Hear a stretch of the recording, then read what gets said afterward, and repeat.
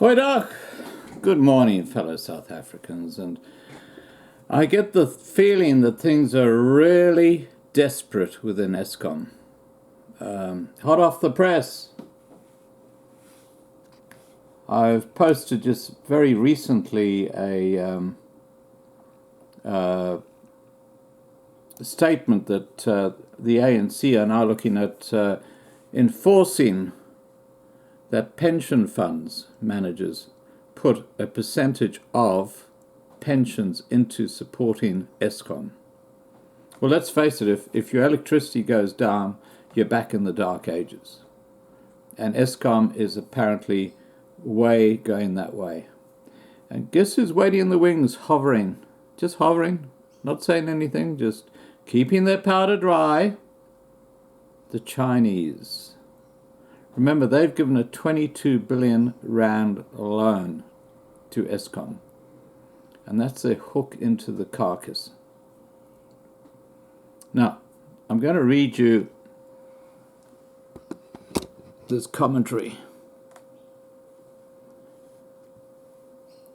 First of all, I have to say that Fakamani Hadebi should Fakamani out of Eskom, if you know what I mean. He's the CEO, and he is the principal problem. They should bring in a couple of competent white people, and they've got lots of consultants who are very competent, but no, BEE and affirmative action rules in South Africa. How stupid, how friggin' stupid can you be? Okay, let's get back to the article. Eskom CEO Fakamani Hadebi made a desperate plea for higher Eskom tariffs over the next 3 years on Monday, as well as for more money from the government, while apologizing to South Africa for the mess the utility is in. You know why it's in a mess, Fakamani? It's because you have stolen so much of that money, as have your top executives. And I don't know how you can call them executives. I would call them con men. Well-connected con men. That's what it is. Anyway, Hadebi was speaking in Cape Town at a public hearing held by the National Energy Regulator of South Africa, NERSA, to interrogate Eskom's application for a 15% tariff increase beginning in 2019-2020. Now, do you know why they have to increase the tariffs? Not only is it because they've got 3 times as many employees who are all black as they need, but it's because there's so many blackouts or downtimes with electricity that the company is not earning revenue. It's a self-fulfilling spiral into nothingness. You know, it's not hard to understand. Now,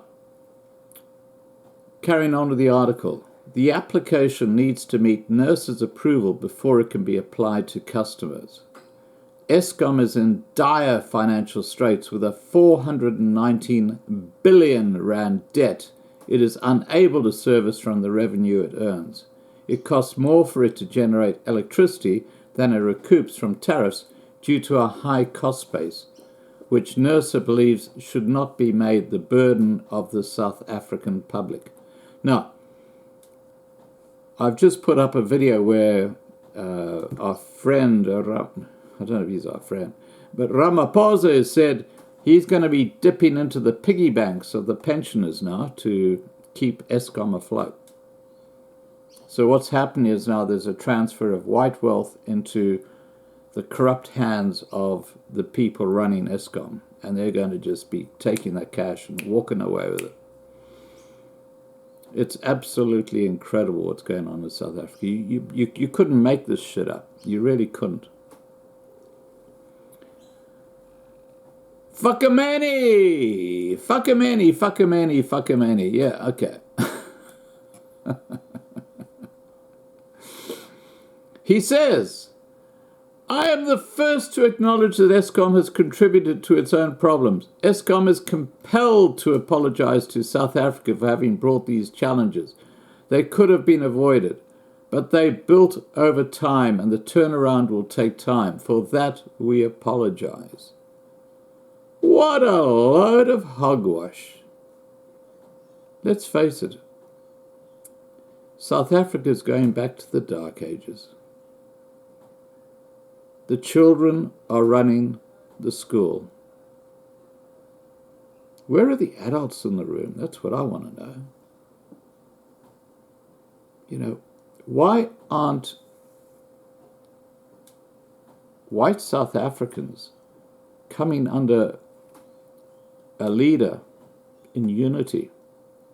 You got a couple of really good politicians in Parliament. Groenewald immediately comes to mind. But, you know, this is crazy shit. This is really crazy shit. You've really got a fellow in the name of Fukamani who is totally inadequate in his experience. He obviously hasn't got a clue what he's doing. He obviously has very good connections in the ANC, and yet his head's not rolling. Incredible. Hadebe was appointed a year ago to turn Eskom around. To do so, he said, would require a combination of higher tariffs, more financial support from the government, and cost reductions. He pledged that Eskom would save 150 billion rand in costs over the next 5 years, but that this would not be sufficient. Eskom also needed assistance from its shareholder, which is obviously the government, which is why now the pensioners' funds are being taxed or being targeted. In December, Eskom Chair Jabu Mabuza told investors that the company would approach the government to request 100 billion rand in debt relief by taking some of its debt off its own balance sheet. Chief Financial Officer Khalib Qasim said on Monday that Eskom was in a debt trap, following borrowing in order to cover debt service costs. So what they're actually doing is that Eskom is borrowing money to just repay interest on current debt. So it's not using it to do anything productive. Debt costs were expected to grow to 600 billion rand over the next 5 years. Now, this is why the ANC are now targeting the pension funds, which are largely white-owned pension funds, and forcing them to throw money in there. Now, there's a very interesting thought I'd like to put out to you, and that is that there is only one rating agency out there that has not put the rand into junk bond status. All the others have. Moody's have, all the others have. And if 100 billion rand is thrown on top of the debt heap of the government, which is what this guy is suggesting, the smart minds are saying, that's it. The South African rand will be put into junk bond status, which means that the value of the rand is just going to go Zimbabwe style. Now, my advice, as always, to people who've got some money in a fixed deposit, or they've got money sitting in the bank, or they've got a bit of money hanging around, is to buy gold Kruger rands, because they retain their value. Gold is based on the US dollar. So let's take, for example, a scenario where the rand is put into junk bond status, and instead of being 15 rand to the dollar, it drops down to 30 rand to the dollar. That gold Kruger rand you've got doubles in value in rand terms. In other words, it basically covers the gap between the 15 to 30 rand, because you're earning your money back in US dollars.